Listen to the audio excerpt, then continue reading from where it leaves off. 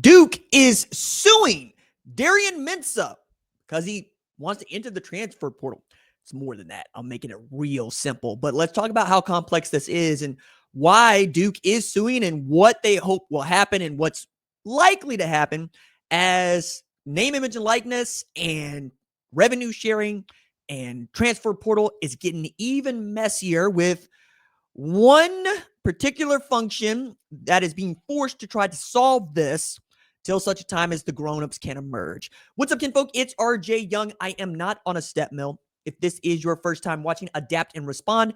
Thank you for joining us here. We talk college football year-round. If you're into that, hit that subscribe button, like this video, answer the question in the comments below. Who do you think is right? Darian Mensah, who wants to and has entered the transfer portal, likely destination being Miami, or Duke, who would like to see the contract that Mensah signed in force. So what did Darian Mensah sign? When he signed a name, image, and likeness contract a couple years ago that really reset the market for transfer quarterbacks, because at the time, Darian Mensah was starting quarterback at Tulane. He was good, but he wasn't great. But the money that Duke was willing to pay him underscores just how much value there is at the top of the market for quarterbacks. A guy like Darian Mensah, who is not entered into any Heisman Trophy conversation, who is not currently expected to be a first-round draft pick, even if he comes out in 2027, when he comes out in 2027, can still make $4 million annually. As a matter of fact, what made this contract particularly intriguing to me is that Duke wanted the 2-year contract for the last years of eligibility for Mensah and was willing to pay him $8 million for both years. Duke, who has not competed for championships up until this year for some time. We got to take it back to David Cutcliffe, and then Mike Elko made them good, and then Manny Diaz managed to crowbar an ACC championship out of this team, in large part because they won the luck of the draw in that their opponent's schedule within the conference was better than anybody else they were tied with in the regular season standings, which allowed them to enter the ACC championship game against Virginia with a shot to win the ACC championship. And that is exactly what they did. They finished 9-5 when they won the ACC championship, which feels ridiculous because it quite frankly shouldn't have been. The tiebreakers need to change in the ACC, and we know this because A, the ACC champion didn't make the college football playoff selection committee's field, even though it's 12 teams. And B, Duke was never going to be a top 25, or excuse me, a team ranked inside the top half of the top 25. But going into this season, you had every opportunity for Duke to sneak into the top 15 and perhaps move themselves up, because that's the way the rankings work. We can talk about how rankings are working or not working at another date. But the point is, nobody would have overlooked Duke going into 2026 with Darian Mensah at quarterback. But he elected to enter the transfer portal on the last day that you could.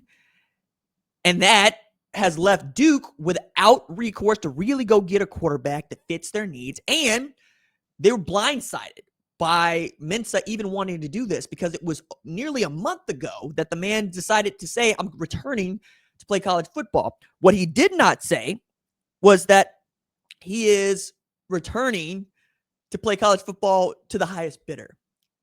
And after the news circulated that Miami had struck out on Sam Leavitt, even after they tried to get Ty Simpson, and then went back to try to go get Ty Simpson again, they're willing to pay him $6.5 million for 1 year to go to Miami, because right now, as you very well know, the national championship runner-up is in a moment where they need to capitalize on what they have and try to get back to this game and win it, perhaps win even an ACC championship in the process.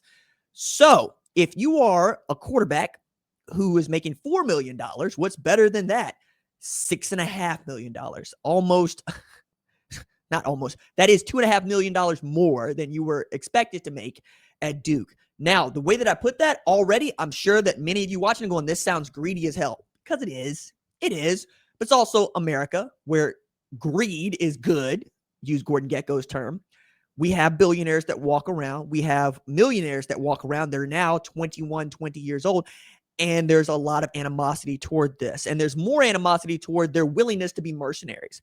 I don't think that there is a real college football fan at this point that is angry that their quarterback is making between $2 and $5 million. I think there's more anger that the players can be so transient in nature and move from one place to another year after year without really having to suffer consequences, because that's the demand, right? The demand is greater than the supply. And when the demand is greater than the supply, we will let you write your own rules. We have always done this in America. Talent will always prevail. We will overpay for talent, and we will decide to say it's worth it because it gives us an opportunity that we wouldn't otherwise have, even if that talent is a problem, right? Miami has also shown it is unafraid of a legal fight.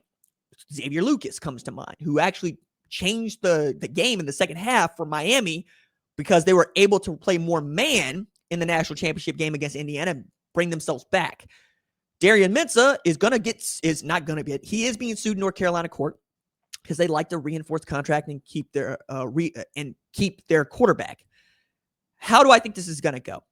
I think that we've already seen the TRO doesn't fit.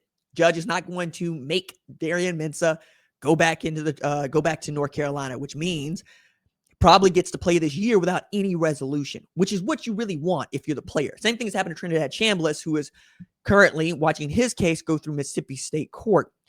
And what I find to be interesting about this is that we're using not just the courts to try to figure out what the move is, but to delay whatever consequences might come. And because the season starts when the season does, if there's no resolution by the time the season ends, what does it matter that Darian Mensah is being told to go back to Duke after the end of the 2026 season? You can't force the court to speed up. It's one of the things that we would really love all throughout our court system, but it's just not made to go that way. So Duke is using every lever it has to try to make this thing go back their way.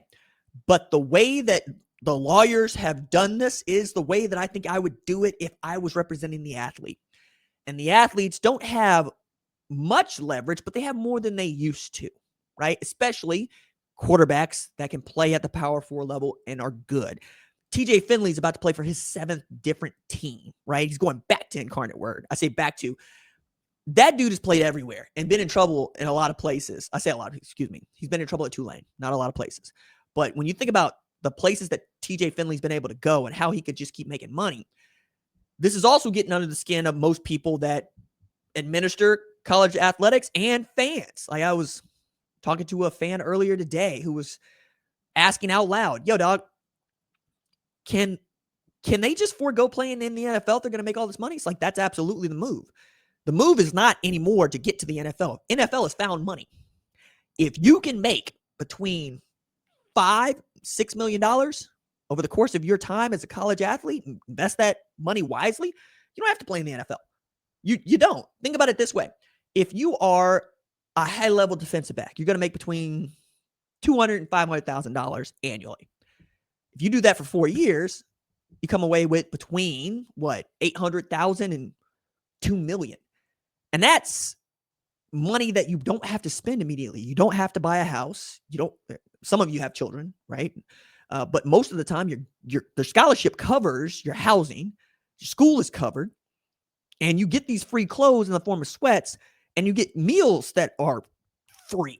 You don't need to spend any of this. You can put all of this into a aggressive hedge fund, into traditional IRA tops out at $7,000 a year, but you can still do it. There's all sorts of levers in place. What we've seen is the game is finally coming back to where the athletes have something to use as leverage. And it's really messing up the math, and it's really messing up adults who tend to think that athletes are just going to do what they tell them now, like they always have. But that's not the case anymore. And I don't expect it will be the case going forward. I realize some of y'all want a collective bargaining agreement, but you know what you got to have a collective bargaining agreement? You got to have a union. Tell me how you're going to put together a players union with the most transient players population labor force in the entire United States. Think about it this way. You're going to enter into the players union as 17, 18 years old, and then you're going to exit it in 5 years.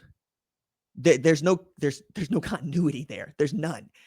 and there's no labor leader that I think has the wherewithal to stand up to the conferences that are worth billions, the networks that are worth billions, and the NCAA, who is looking to carve out their slice of it. But if you can get a collective bargaining agreement, sure, maybe you can get some terms in there. But even that, you got to be able to enforce. And what we have not seen from the NCAA or the College Sports Commission is an ability to enforce this for anybody.